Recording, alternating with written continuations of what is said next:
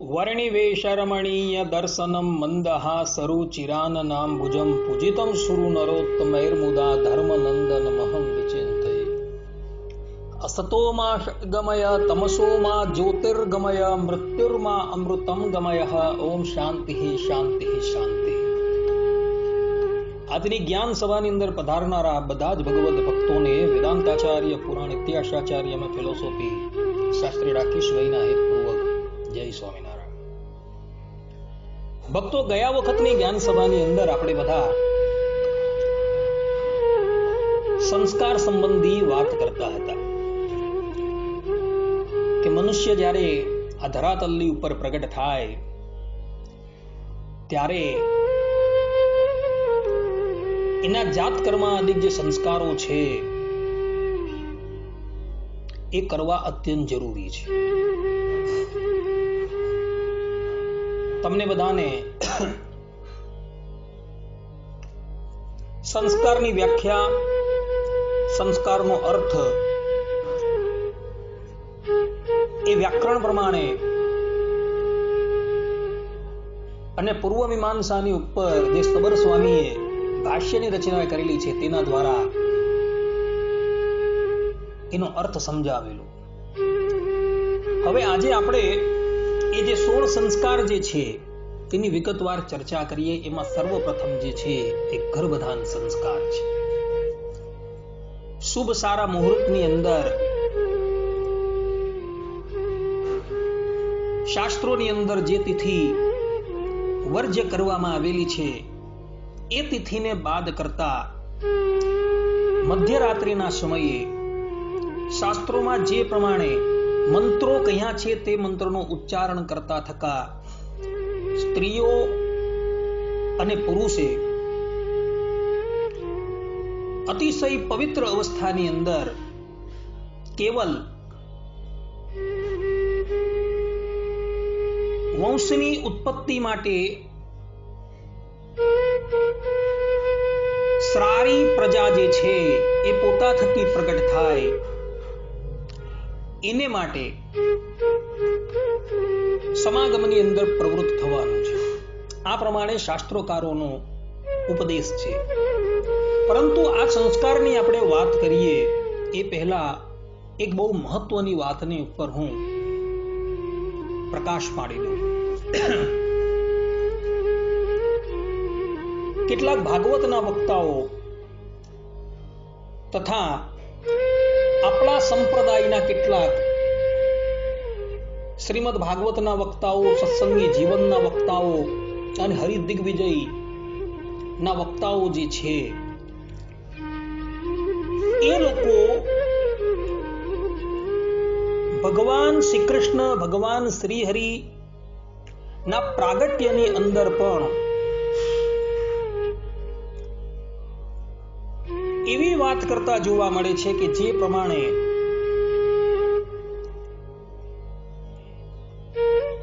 મનુષ્ય જે છે એ સમાગમમાં પ્રવૃત્ત થઈને ગર્ભધાન જેવી પ્રમાણે ધારણ કરે છે તે પ્રમાણે ઈશ્વરીય તત્વ જે છે એ જ્યારે ધરાતલની ઉપર પ્રગટ થાય છે ત્યારે એ જેમના થકી પ્રગટ થવાના છે તે માતા પિતા પણ ગર્ભધાન સંસ્કાર જે છે એ જેમ મનુષ્ય ગર્ભધાન સંસ્કારની અંદર પ્રવૃત્ત થાય છે તેવી રીતના એ લોકો પ્રવૃત્ત થાય છે એવું કહે છે। પરંતુ ભક્તો, એ લોકોની આ વાત જે છે એને ભાગવતના ટીકાકારો સ્પષ્ટ રૂપે રદિયો આપે છે। શ્રીમદ ભાગવતની અંદર 10મ સ્કંદની અંદર દ્વિતીય અધ્યાયમાં 18મા શ્લોકની અંદર ભગવાન વેદવ્યાસજી પોતે કહે છે, ततो जगन्मङ्गलमच्युतांशं समाहितं सूरसुतेन देवी દધાર સર્વાત્મકમાત્મભૂતમ કાષ્ટા યથાનંદકરમ મનષ્ટતઃ. અર્થાત કે પછી શૂરસેન પુત્ર વસુદેવજી દ્વારા સ્થાપવામાં આવેલા જગતના મૂર્તિમંત થયેલા મંગલરૂપ પોતાનામાં પ્રથમથી જ રહેલા સર્વના આત્મા અસ્ખલિત અંશોવાળા ભગવાનને પ્રકાશમાન થતા દેવકીજીએ જેમ પૂર્વ દિશા જગતને આનંદ આપનાર ચંદ્રને ધારણ કરે છે તેમ મનથી ધારણ કર્યા. આ પ્રમાણે ભગવાન વેદવ્યાસજીએ મૂળમાં આ શ્લોક લખેલું છે. હવે એના ઉપર ભારત વર્ષના દરેક સંપ્રદાયના જે આચાર્યો જે છે એ લોકોએ ટીકા કરેલી છે અને એ ટીકાની અંદર સ્પષ્ટ રૂપે એ લોકોએ એવું પ્રતિપાદન કરેલું છે કે ભગવાન શ્રી કૃષ્ણનું જે પ્રાગટ્ય એ કોઈ મૈથુની સૃષ્ટિ દ્વારા થયું નથી એવું સ્પષ્ટ રૂપે એ લોકોએ પોતાની ટીકાની અંદર લખેલું છે. જેમ ભારત વર્ષના મૂર્ધન્ય વિદ્વાન એવા શ્રીધર સ્વામી જેમણે આ શ્રીમદ ભાગવતની સર્વપ્રથમ ટીકા કરી હતી, એ ટીકાની અંદર આ શ્લોકની ટીકા લખતા શ્રીધર સ્વામી પોતે કહે છે કે યદ્વા અચ્યુતસ્યાંશ ઇવાંશઃ ભક્તાનામ અનુગ્રહાર્થમ પરિચ્છિન્ન વપુરિત્યર્થઃ સમ્યક ભૂત મેવાહિતમ વેદ દીક્ષયાર્પિતમ દેવી દ્યોતમાના શુદ્ધ સત્વે ઇત્યર્થઃ. આ શ્લોકની જે ટીકા જે છે એ ટીકાની અંદર શ્રીધર સ્વામીએ આવા શબ્દ લખેલા. એનો અર્થ એવો છે કે મનથી ધ્યાન દ્વારા અપાયેલી વૈધિ દીક્ષાથી સ્થાપવામાં આવેલા સમ્યક રૂપે અંશને પ્રકાશમાન શુદ્ધ સત્વરૂપ દેવકીજી પોતાના ઉદરની અંદર ધારણ કરે છે. એટલે કે વસુદેવજી જે છે તેના હૃદયની અંદર પરબ્રહ્મ પરમાત્મા ભગવાન શ્રી હરિ અર્થાત કે શ્રી કૃષ્ણ ભગવાન સ્વયં આવીને બિરાજમાન થયા હતા. અને ત્યારબાદ વસુદેવજીએ એ પરબ્રહ્મ પરમાત્મા ભગવાન શ્રી કૃષ્ણને પોતાના હૃદયમાંથી સમાધિ દ્વારા એટલે કે વૈધિ દીક્ષા દ્વારા દેવકીના ઉદરની અંદર સ્થાપન કર્યા. આ પ્રમાણે શ્રીધર સ્વામીએ કહ્યું છે. એટલે સ્પષ્ટ રૂપે શ્રીધર સ્વામીએ એવું પ્રતિપાદન કરેલું છે કે ભગવાન શ્રી કૃષ્ણનું પ્રાગટ્ય જે છે એ પ્રાકૃત મૈથુની સૃષ્ટિથી નથી. જે પ્રમાણે મનુષ્ય પરસ્પર સમાગમ કરીને બાળકની ઉત્પત્તિ કરે છે તે પ્રમાણેની ક્રિયા દેવકી અને વસુદેવે કરેલી નથી એવું સ્પષ્ટ રૂપે કહ્યું છે. ને આ જ વાતનું સમર્થન જે છે એ અન્વિતાર્થ પ્રકાશિકા ટીકા લખનારા પંડિત ગંગા સહાયજીએ પણ કરેલું છે.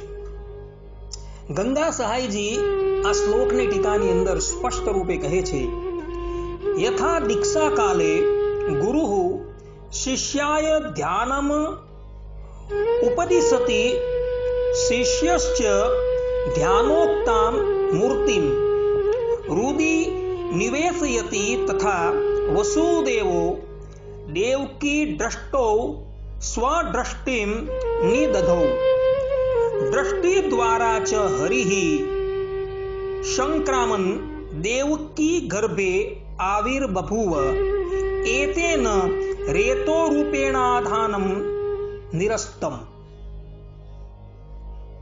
અર્થાત કે જેમ દીક્ષાના સમયે ગુરુ શિષ્યને ધ્યાનનો ઉપદેશ કરે છે અને ધ્યાનોક્ત મૂર્તિને શિષ્ય જેમ હૃદયમાં પ્રવેશ કરાવે છે, તેમ વસુદેવજી દેવકીજીની દ્રષ્ટિમાં પોતાની દ્રષ્ટિ સ્થાપે છે.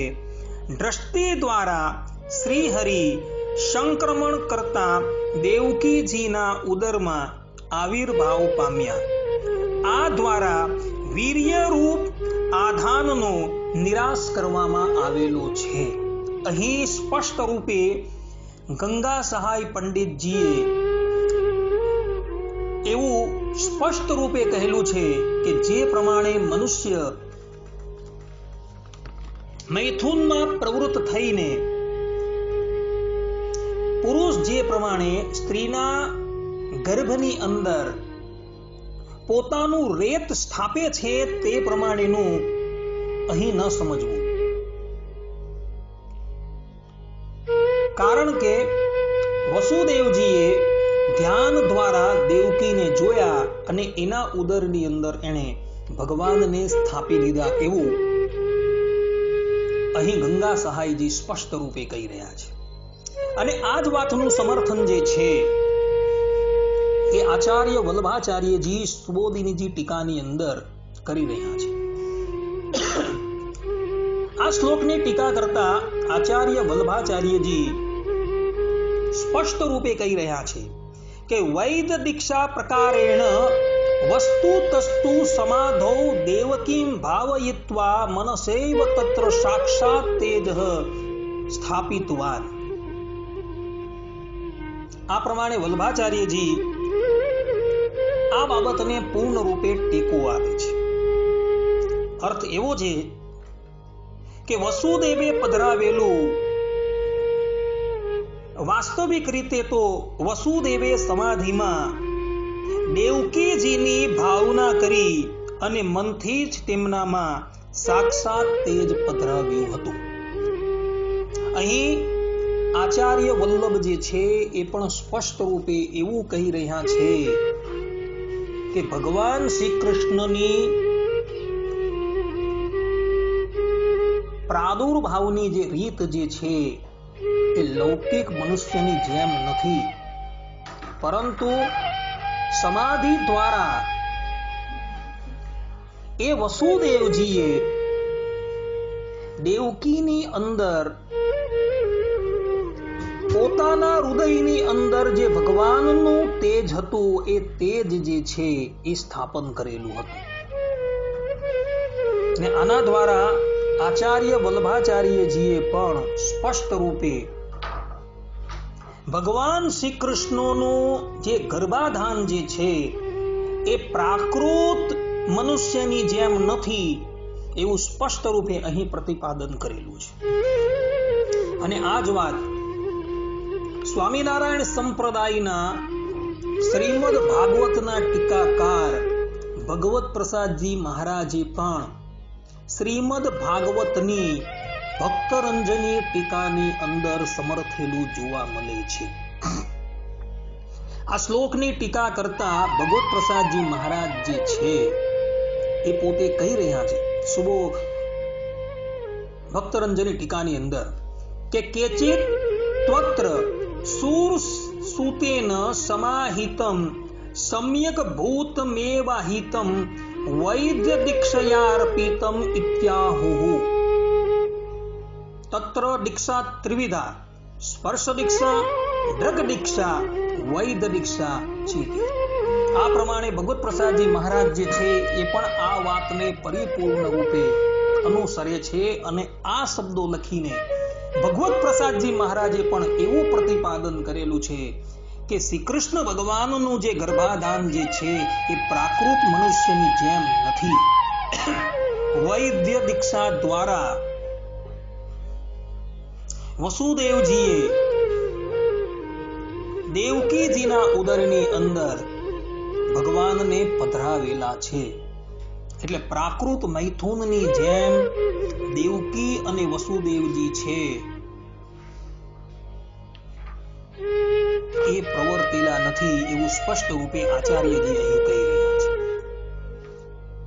એટલે જે લોકો એવું બોલે છે કે ભગવાનનું પ્રાગટ્ય જે છે એ પણ મૈથુની સૃષ્ટિથી થાય છે, એને સંપૂર્ણપણે આ બધા જ આચાર્યોએ રદ્યો આપેલો છે, અર્થાત કે સ્પષ્ટ રૂપે આનો વિરોધ કરેલો છે. આ જ પ્રમાણેનું પ્રાગટ્ય વામન ભગવાનનું પણ જોવા મળે છે. વામન ભગવાનની કથા જે છે એ શ્રીમદ ભાગવતની અંદર અષ્ટમ અધ્યાયની અંદર 17મા અષ્ટમ સ્કંદના 17મા અધ્યાયની અંદર આવે છે. જે તેની અંદર પણ તમે જોજો કે અદિતિ જે હતા તેની આરાધનાથી એ પરબ્રહ્મ પરમાત્મા એના પર પ્રસન્ન થયા અને એમને દર્શન આપે છે. અને અદિતિ જ્યારે પોતાના પુત્રના કષ્ટ ભગવાન શ્રી હરિની પાસે નિવેદિત કરે છે અને કહે છે કે તમારા જેવો પુત્ર અમને પ્રાપ્ત થાય, ત્યારે ભગવાન તથાસ્તુ કહે છે અને એ ભગવાન જે છે એ કશ્યપના હૃદયની અંદર પ્રવેશ કરી જાય છે. અને પછી તમે જોજો એ જ શ્રીમદ ભાગવતના અષ્ટમ સ્કંદની અંદર આવેલા 17મા અધ્યાયની 21 થી 23મી જે ભક્તરંજની ટીકા, શ્રીધર સ્વામીની ટીકા, એ શ્લોકની શ્રીધર સ્વામીની અને ભક્તરંજની ટીકાની અંદર પણ એમણે પૂર્ણ પ્રમાણોથી એવું પ્રતિપાદન કરેલું છે કે કશ્યપના હૃદયની અંદર જે ભગવાનનું તેજ હતું તેમને દ્રષ્ટિ માત્રથી એટલે કે વૈદ્ય દીક્ષા દ્વારા એમણે અદિતિના ઉદરની અંદર પધરાવેલું હતું. ભગવત પ્રસાદજી મહારાજ તો ભક્તરંજની ટીકાની અંદર આ બાબત જે છે એ સ્પષ્ટ રૂપે ત્યાં લખે છે ભક્તો. અને ત્યાં એમણે સ્પષ્ટ રૂપે 23મા શ્લોકની ટીકાની અંદર લખેલું છે કે કશ્યપમ પ્રવિષ્ટસ્ય ભગવતો યેન કેનાપી રૂપેણ અદિતિ ઉદરે પ્રવેશ વ્યાજ માત્ર કથનમ ઇદમ ન જીવસ્યેવ વીર્ય સંશ્લેષ કથન પરમ ઇતિ અવગંતવ્યમ. આવા શબ્દો લખેલા છે કે મનુષ્ય જે પ્રમાણે મૈથુનમાં પ્રવેશી ગર્ભાધાન કરે છે તે પ્રમાણે વામન ભગવાનનું જે છે એ ગર્ભાધાન થયું નથી, પરંતુ વૈધિ દીક્ષાથી કેવલ દ્રષ્ટિ માત્રથી એ કશ્યપજીએ અદિતિને જોયા અને અદિતિ જે હતા તેમણે એ પરબ્રહ્મ પરમાત્માને પોતાના ઉદરની અંદર ધારણ કરી લીધા. એટલે વામન ભગવાનનું પ્રાગટ્ય જે છે એ પણ પ્રાકૃત મૈથુની સૃષ્ટિથી નથી. અને આ જ બાબતને શ્રીધરજીએ પણ શ્રીમદ ભાગવતના અષ્ટમ સ્કંદના 17મા અધ્યાયની અંદર 21 થી 23મા શ્લોકની જે ટીકા જે છે એ ટીકાની અંદર સમર્થન કરેલું છે. એટલે વામન ભગવાનનું પ્રાગટ્ય જે છે તે પણ પ્રાકૃત મૈથુની સૃષ્ટિથી નથી. હવે વાત કરીએ આપણે ભગવાન શ્રી રામના પ્રાગટ્યની. તો વાલ્મીકી રામાયણની અંદર બાલકાંડની અંદર અધ્યાય 16માં ભગવાન શ્રી રામના પ્રાગટ્યની કથા આવી છે. રાવણના ત્રાસથી અતિશય ત્રસ્ત થયેલા દેવતાઓ જે છે એ ભવબ્રહ્માને લઈને ક્ષીરસાગરના કિનારે પહોંચે છે અને ભગવાન શ્રીમદ નારાયણની સ્તુતિ કરે છે અને પોતાનું દુઃખ જે છે એ ભગવાનને નિવેદિત કરે છે.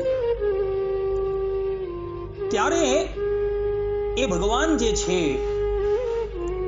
એ લોકોને સાંત્વના આપતા કહે છે કે તમે લોકો ભય ન પામો, હું જ પોતે 4 રૂપ ધારણ કરીને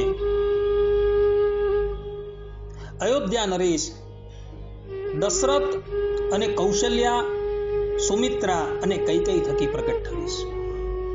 આ પ્રમાણે બધાને ધીરજ બંધાવી એ જે ભગવાન જે છે એ ત્યાંથી અયોધ્યાની અંદર દશરથ રાજા જે છે એ પુત્ર કામેષ્ટી યજ્ઞ જે છે એ કરાવતા હોય છે. આ પુત્ર કામેષ્ટી યજ્ઞ જે છે એ એકલ શૃંગી ઋષિ દશરથ રાજા પાસે કરાવતા હોય છે. અને જ્યાં મંત્રની અંતિમ આહુતિ એકલ શૃંગી ઋષિ આપે છે ત્યારે યજ્ઞની અંદરથી યજ્ઞ નારાયણ એક પાયસનું પાત્ર લઈને પ્રગટ થાય છે અને એ પાયસ જે છે એ દશરથ રાજાને આપે છે. અને પછી એ પાયસના 4 ભાગ કરી દશરથ રાજા પોતાની રાણીઓને અર્પણ કરે છે અને એના દ્વારા એ લોકોના ઉદરની અંદર પરબ્રહ્મ પરમાત્મા જે છે એ આવીને વિરાજમાન થઈ જાય છે. હવે આ જે વાલ્મીકી રામાયણ જે છે એના બાલકાંડની અંદર અધ્યાય 16 જે છે એ 16મા અધ્યાયની ટીકા લખતા ગોવિંદાચાર્ય પોતે સ્પષ્ટ રૂપે કહે છે કે આ પાયસ જે છે ને એ પાયસ રૂપે એ ભગવાન વિષ્ણુ જે છે એ પાયસ રૂપે થઈ ગયા હતા અને એ પાયસના 4 વિભાગ કર્યા અને દશરથ રાજાએ પોતાની 3 રાણીઓને અર્પણ કર્યા અને એના દ્વારા એ ભગવાન જે છે એ સીધા જ એમના ઉદરમાં આવી ગયા હતા. એટલે ત્યાં પણ પ્રાકૃત મૈથુની સૃષ્ટિનો નિષેધ કરેલો છે ગોવિંદ સ્વામી ગોવિંદાચાર્ય. આ ગોવિંદાચાર્ય જે છે ને ભક્તો રામાનુજ સંપ્રદાયની અંદર હતા. પ્રપાન્ના મૃત નામના ગ્રંથની અંદર રામાનુજાચાર્યજીનું જીવન ચરિત્ર છે. એની અંદર કહેવાય છે કે રામાનુજાચાર્યજી 18 વખત વાલ્મીકી રામાયણની જે ટીકા આવે ને એ ટીકાના અર્થ પોતાના ગુરુ પાસે ભણેલા હતા અને એ અર્થો પરંપરાગત એમના શિષ્ય પ્રશિષ્યોની અંદર ચાલતા હોતા હતા. ગોવિંદ સ્વામી જ્યારે આ ધરાતલની ઉપર પ્રગટ થયા એ કાળ જે હતો ને ભક્તો એ 13મી સદીનો કાળ હતો. ગોવિંદ સ્વામીએ જોયું કે રામાયણના આ બધા અર્થો જે છે જે મને ગુરુ પરંપરાની અંદર પ્રાપ્ત થયા છે એને જો લિપિબદ્ધ કરવામાં ન આવે તો મારા પછી આ અર્થને કોઈ ધારણ ન કરી શકશે. એમણે આ વાત વેંકટેશ ભગવાનના ચરણોની અંદર નિવેદિત કરી અને વેંકટેશ ભગવાને એને કહ્યું કે તમે રામાયણ એટલે કે વાલ્મીકી રામાયણ જે છે તેની ટીકા લખો અને જે ગુરુ પરંપરાગત અર્થ એમની પાસે સુરક્ષિત હતા તે જેને લિપિબદ્ધ કર્યા અને આ ટીકાની ઉપર હનુમાનજી મહારાજે પ્રગટ થઈને એને મોર છાપ આપેલી છે. એવું એ જ ટીકાના પ્રારંભની અંદર લખેલું છે ગોવિંદ સ્વામીએ. જે ટીકાનું નામ છે ભૂષણ ટીકા. એ ભૂષણ ટીકાની અંદર પણ સ્પષ્ટ રૂપે ગોવિંદ સ્વામીએ કહ્યું છે કે ભગવાન શ્રી રામનું જે પ્રાગટ્ય થયું છે એ પ્રાકૃત મૈથુની સૃષ્ટિથી નથી થયું.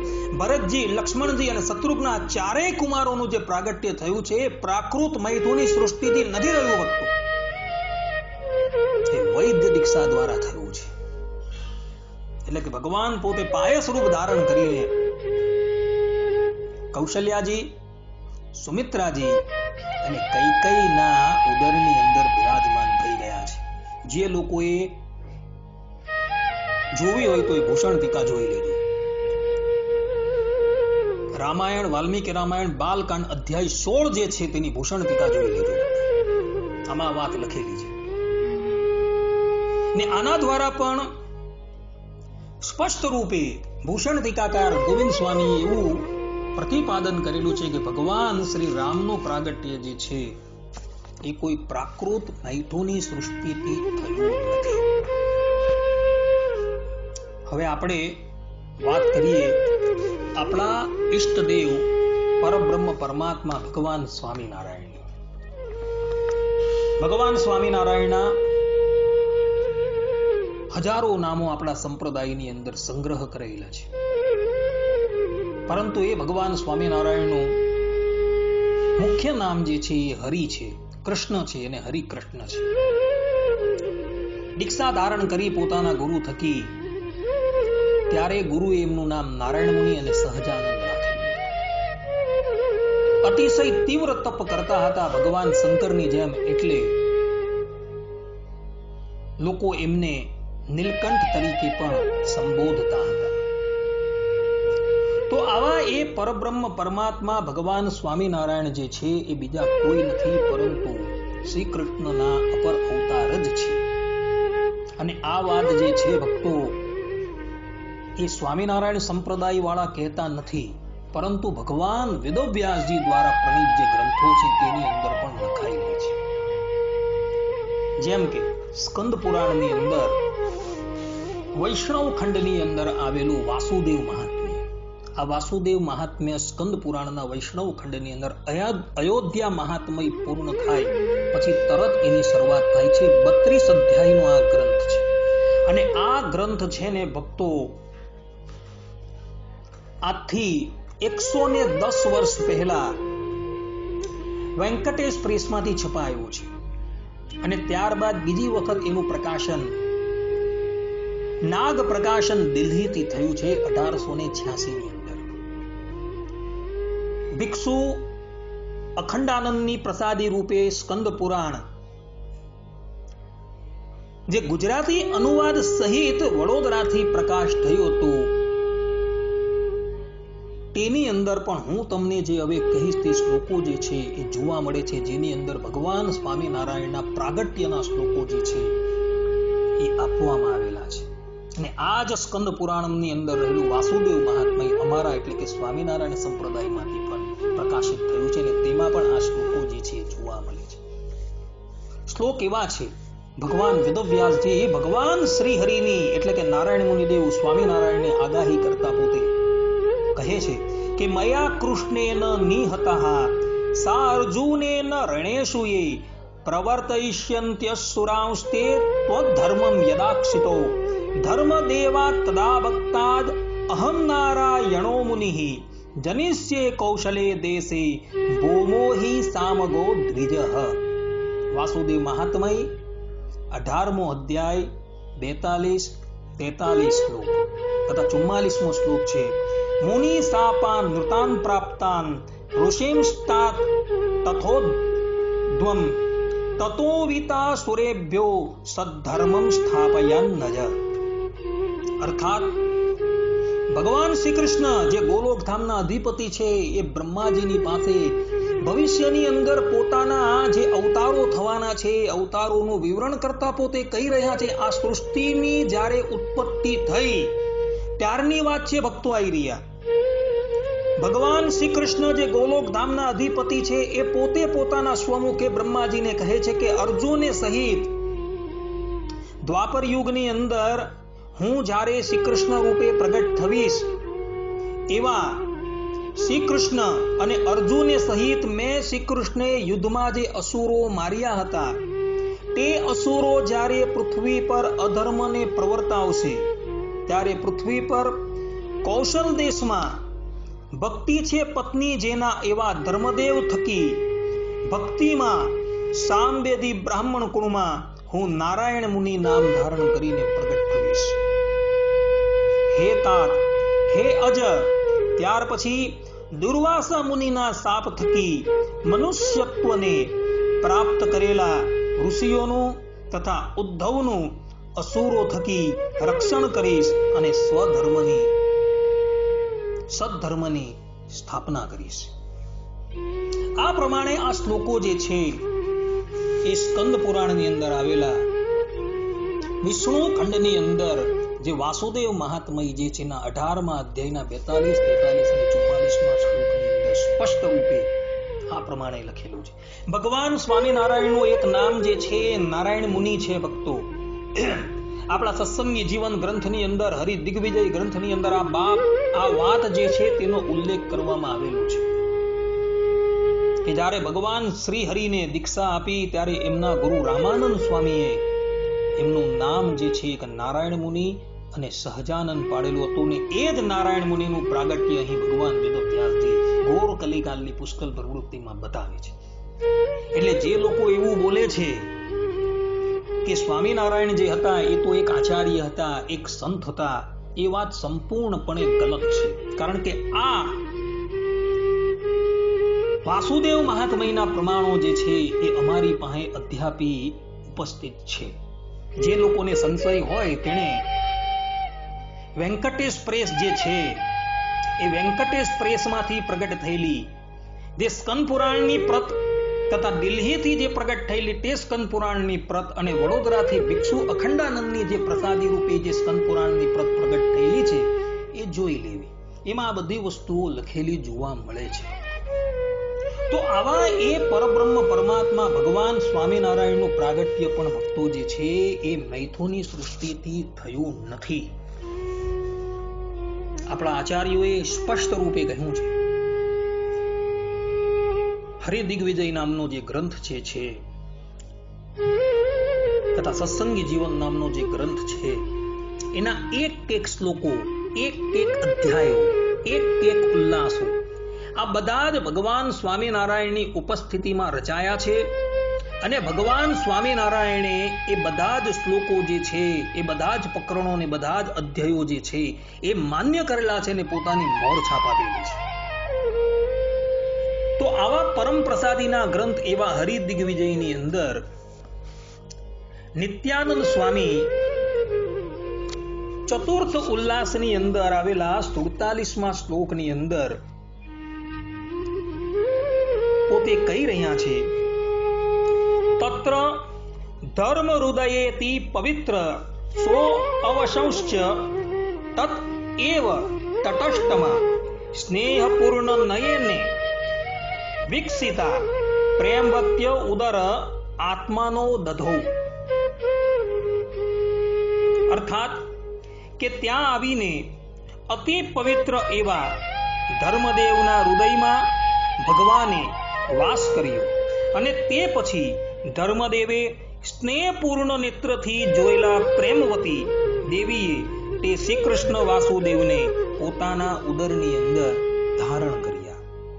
ધર્મદેવ અને ભક્તિ માતા જેનું પ્રાગટ્ય જે છે એ ઉત્તર કૌશલ દેશની અંદર થયું હતું અને અસુરોના ત્રાસથી અતિશય ત્રસ્ત થયેલા તેઓએ અને મરીચ્યાદિક મુનિઓ જે દુર્વાસાના શાપથી ધરાતલની ઉપર પ્રગટ થયા હતા તેઓએ વૃંદાવનની અંદર જઈને ભગવાન શ્રી કૃષ્ણની આરાધના કરેલી હતી અને આરાધનાથી પ્રસન્ન થયેલા ભગવાન શ્રી કૃષ્ણએ તેમને ત્યાં પ્રગટ થવાનું તેઓને વરદાન આપેલું હતું અને વરદાન આપીને અંતર્ધાન થઈને એઓએ ધર્મદેવના હૃદયની અંદર પ્રવેશ કરેલો હતો.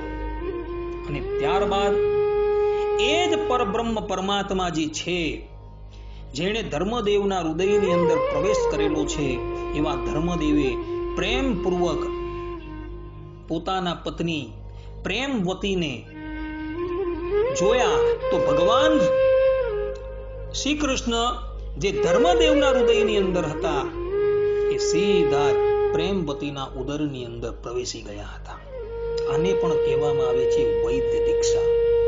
અને આ જે શ્લોક જે છે એ શ્લોકની ટીકાની અંદર ભગવત પ્રસાદજી મહારાજ અને નિત્યાનંદ સ્વામીના શિષ્ય કૃષ્ણજીવન સ્વામી જે છે એ આ બાબતનો બહુ સુંદર પ્રકાશ કરે છે. ભગવત પ્રસાદજી મહારાજે હરિદિગ્વિજયની ઉપર વિજય દુંદુભી નામની ટીકા રચેલી છે. એ ટીકાની અંદર તમે જુઓ તો ચતુર્થ ઉલ્લાસના 47મા શ્લોકની ટીકાની અંદર ભગવત પ્રસાદજી મહારાજ જે છે એ પોતે કહી રહ્યા છે,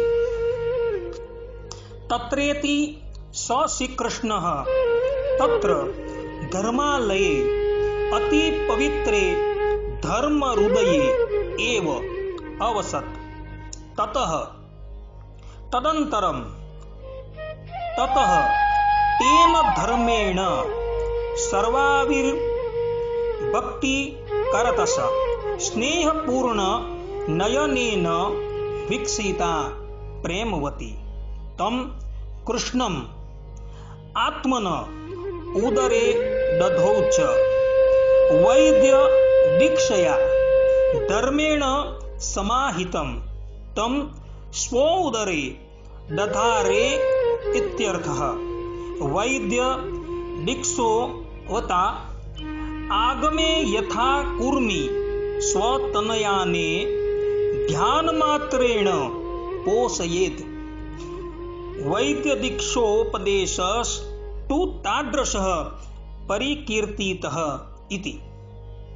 આ પ્રમાણે ભગવત પ્રસાદજી મહારાજ પણ સ્પષ્ટ રૂપે કહી રહ્યા છે કે ભગવાન સ્વામિનારાયણનું પ્રાગટ્ય જે છે એ વૈદ્ય દીક્ષાથી થયું છે. આનો અર્થ એવો છે કે ત્યાં આગળ શ્રી કૃષ્ણ ભગવાન ધર્મના સ્થાનમાં અતિ પવિત્ર હૃદયમાં સકળ કળાઓથી આવીને વસ્યા. તે પછી ધર્મએ સ્નેહપૂર્ણ નયનથી પ્રેમવતીને જોયા. જોવા માત્રથી પ્રેમવતીએ શ્રી કૃષ્ણને પોતાના ઉદરમાં ધારણ કર્યા. વૈદ્ય દીક્ષા વડે ધર્મથી ભગવાનને પોતાના ઉદરમાં ધારણ કર્યા. વૈદ્ય દીક્ષા એટલે જેમ કુર્મ પોતાના બાળકને ધ્યાન માત્રથી પોષણ કરે છે તે પ્રમાણે વૈદ્ય દીક્ષાનો ઉપદેશ તે પ્રમાણે જાણવું. વૈદ્ય દીક્ષા કોને કહેવાય તેનો પણ પ્રકાશ અહીં ભગવત પ્રસાદજી મહારાજે કરેલો છે કે જે પ્રમાણે કાચબો હોય એ કેવલ દ્રષ્ટિ માત્રથી પોતાના જે ઈંડાઓ જે છે તેનું સેવન કરતો હોય છે, પોષણ કરતો હોય છે. તે જ પ્રમાણે અહીં પણ ધર્મદેવે કેવલ પ્રેમ પૂર્વક નેત્ર દ્વારા પ્રેમવતીને, જેનું બીજું નામ છે ભક્તિ દેવી, તેને નિરખ્યા અને એ પરમાત્મા જે ધર્મદેવના હૃદયની અંદર હતા એ સીધા પ્રેમવતી માતાના ઉદરની અંદર આવીને વિરાજમાન થઈ ગયા. વિજય દુંદુભી ટીકા જે છે એના રચયિતા ભગવત પ્રસાદજી મહારાજ આ પ્રમાણે કહે છે. હવે નિત્યાનંદ સ્વામીના શિષ્ય, જે નિત્યાનંદ સ્વામીએ આ હરિદિગ્વિજય ગ્રંથની રચના કરેલી છે તેના શિષ્ય જે છે એ શિષ્ય આ જે શ્લોક જે છે એ શ્લોકની ટીકા લખતા પોતે વિદ્યાર્થ પ્રકાશિકા નામની ટીકાની અંદર સ્પષ્ટ રૂપે આ બાબતનું પ્રકાશ કરતા પોતે કહી રહ્યા છે. સ ભગવાન પ્રવિશ્ય ધર્માલયમ સ્વપ્રાદુર્ભાવ સમુચિત પારિશુદ્ધય યુક્તે તસ્ય ધર્મદેવસ્ય હૃદયે સકલૈશ્વર્ય પરિપૂર્ણેન સ્વેન રૂપેણ ન્યવસત. અથ તેન ભગવદ ગર્ભની હૃદયેન ધર્મદેવેન સ્નેહપૂર્ણ નયનેન વિક્ષતા પ્રેમવતી વિક્ષણ માત્રેણૈવ તતઃ સમવર્તીર્ય સ્વોદરે સન્નિહિતમ તમ દધૌ. એતેન ન પ્રાકૃતામ ઇવ શુક્ર શોણિત સંશ્લેષ લક્ષણો ગર્ભો અયમ ઇતિ ગમ્યતે. આ પ્રમાણે કૃષ્ણજીવન સ્વામી જે આ સંપ્રદાયના એક પ્રકાંડ વિદ્વાન હતા, જેમણે રઘુવીરજી મહારાજ થકી દીક્ષા ગ્રહણ કરેલી, ભગવાન સ્વામિનારાયણના પુત્ર રઘુવીરજી મહારાજ એમના થકી એમણે દીક્ષા ગ્રહણ કરેલી હતી ને એમ કહે છે કે એ વખતની અંદર ભારત વર્ષનો કોઈ પણ વિદ્વાન એમની સામું શાસ્ત્રાર્થમાં ટકી શકતો ન હતો. એટલા બધા એ વિદ્વાન હતા. એવો જે છે એ આ શ્લોકની ટીકાની અંદર સ્પષ્ટ રૂપે કહી રહ્યા છે કે ભગવાન સ્વામિનારાયણનો જે ગર્ભધાન સંસ્કાર જે છે પ્રાકૃત મૈથુની સૃષ્ટિથી થયો નથી. આ શ્લોકનો અર્થ જે છે આ પ્રમાણે છે, અર્થાત કે ટીકાનો અર્થ જે છે આ પ્રમાણે, અર્થાત તે ભગવાને ધર્મના નિવાસ સ્થાનમાં પ્રવેશ કર્યો. પોતાના પ્રાદુર્ભાવથી સમગ્ર રીતે શુદ્ધ થયેલા ધર્મદેવના હૃદયમાં સકલ ઐશ્વર્યથી પૂર્ણ થઈ નિવાસ કર્યો. તે પછી પોતાના હૃદયમાં રહેલા ભગવાનને ધર્મદેવે સ્નેહપૂર્વક પ્રેમવતીને જોવા માત્રથી તેઓના ઉદરમાં પધરાવ્યા. જોવા માત્રથી જ ધર્મના હૃદયમાંથી અવતીર્ણ થઈને પ્રેમવતીએ ભગવાનને પોતાના હૃદયમાં ધારણ કર્યા. આ જે ગર્ભનું આરોપણ કર્યું તે પ્રાકૃત માનવીય જે વીર્ય અને રક્તથી ગર્ભધાન કરે છે તેવું ન હતું. અર્થાત કે જે રીતે પુરુષ અને સ્ત્રી મૈથુન ક્રિયા કરી ગર્ભધાન કરે છે તેવી ધર્મ ભક્તિની મૈથુની ક્રિયા ન હતી. આ પ્રમાણે વિદ્યાર્થ પ્રકાશિકા નામની ટીકાની અંદર કૃષ્ણજીવન શાસ્ત્રીએ સ્પષ્ટ રૂપે એવું પ્રતિપાદન કરેલું છે કે ભગવાન સ્વામિનારાયણ સાક્ષાત પરબ્રહ્મ પરમાત્મા શ્રી કૃષ્ણનો જ અપર અવતાર છે. તેમનું જે પ્રાગટ્ય જે છે, તેમનો જે ગર્ભધાન સંસ્કાર જે છે એ પ્રાકૃત મૈથુની સૃષ્ટિથી થયો નથી, પરંતુ કેવલ વૈધિ દીક્ષાથી થયો છે. આમ પરબ્રહ્મ પરમાત્મા શ્રીમન નારાયણ જ્યારે ધરાતલની ઉપર મનુષ્ય દેહે જ્યારે પ્રગટ થાય છે ત્યારે એમનું પ્રાગટ્ય મૈથુની સૃષ્ટિથી થતું નથી એવું આ શાસ્ત્રોના પ્રમાણથી સિદ્ધ થઈ જાય છે. ચાહે એ શ્રી કૃષ્ણ હોય, ચાહે એ શ્રી રામ હોય, ચાહે એ વામન હોય કે ભગવાન સ્વામિનારાયણ હોય, જ્યારે ધરાતલની ઉપર એ પધારે છે ત્યારે એમનું પ્રાગટ્ય મૈથુની સૃષ્ટિથી થતું નથી એવું આપણા આચાર્યો પણ કહે છે, શ્રીધર સ્વામી પણ કહે છે, આચાર્ય વલ્ભાચાર્યજી પણ કહી રહ્યા છે. ભગવાન શ્રી કૃષ્ણ ગીતાની અંદર પોતે કહી રહ્યા છે કે જન્મ કર્મ ચ મે દિવ્યમ, કે મારા જન્મ અને મારા કર્મો જે છે એ દિવ્ય જાણવા. આમ સ્વમુખે ભગવાન પોતાનો જન્મ જે છે અને કર્મ જે છે એને દિવ્ય બતાવી રહ્યા છે. તો એનાથી વધારે બીજું કયું પ્રમાણ?